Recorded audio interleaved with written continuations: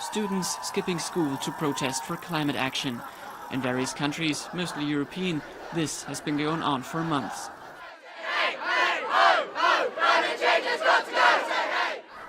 Every Friday, thousands of teenagers leave classrooms in Belgium, Germany, France, Australia and more to demand stricter climate policies. Their dramatic and controversial message: why go to school if there's no future to live for? This is the girl who started it all, then 15-year-old environmental activist Greta Thunberg from Sweden. Last summer, Greta started her school strike for climate, refusing to go to school on Fridays and instead sitting in front of the Swedish parliament. Social media made her famous. When she was invited to speak at the World Economic Forum in Davos last year, she made her message very clear. I want you to panic. I want you to feel the fear I feel every day. And then I want you to act. That's not democracy! This is democracy!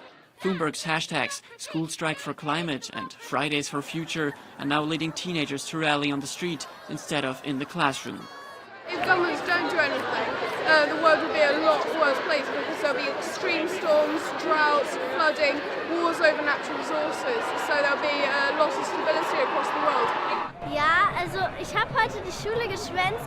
I skipped school today. Well, you can't even really say skipped, because I think climate change is such a big deal that it should be okay to miss 2 hours of class for that. Dass man auch mal da 2 Stunden auch mal ausfallen kann aus der Schule.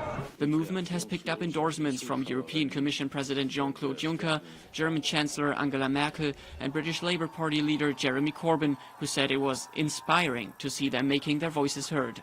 Conservatives have been less supportive. Australian Prime Minister Scott Morrison voiced his disapproval last November. Kids should go to school. That's what we're committed to. We don't support the idea of kids not going to school to participate in things that can be dealt with outside of school. And so what we want is more learning in schools and less activism in schools. British Prime Minister Theresa May also voiced her concern. Greta Thunberg replied, tweeting that May's accusations of wasting valuable lesson time may well be true, but she added, political leaders have wasted 30 years of inaction, and that is slightly worse. If the children do something, then Theresa May will notice. People say children can't do anything, that they can do as much as grown-ups can do. So far, the majority of school strikes have been in Europe, but more and more countries are joining. The movement is expected to hit the US on March 15th. Many groups have declared an international strike day that will most likely create even more controversy.